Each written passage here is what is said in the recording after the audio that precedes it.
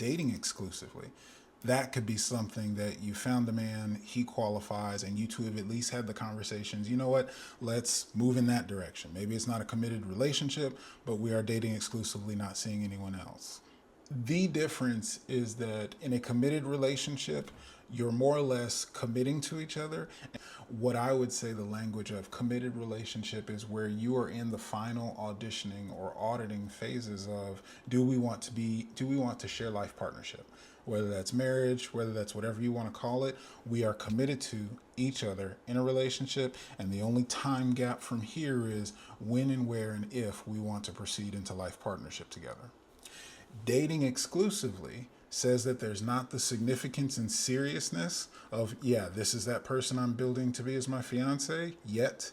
And we're going to make this exclusive that we're not going to intermingle, share bandwidth. You know, I've got somebody Wednesday and I'll see you on Saturday. So it is exclusively moving out of that space. We like each other. There's attraction. We want to see if this is something that would work into a relationship.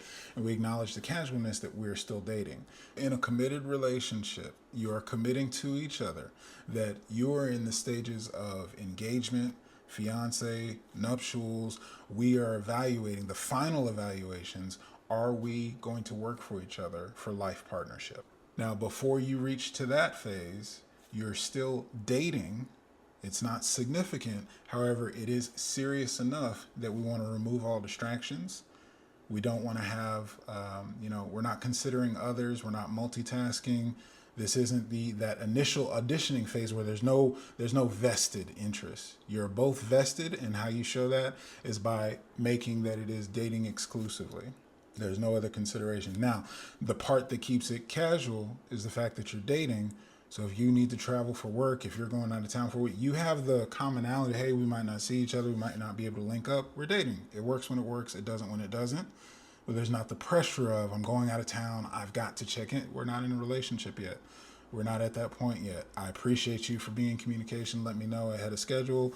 Now I know how my life's going to look, and I can plan accordingly as well, so on and so forth. And it may be that person will, you know what, let me go ahead and book a plane, book a trip, and I'm going to be over there with you. We can still put some dates in. You never know. Those are other opportunities and conversations. But these are more or less guidelines, because what tends to be there, or what's the default that I think is adopted by most, is the relationship escalator. We like each other, love, marriage, baby and a baby carriage. It's like just a default escalator that these things must happen.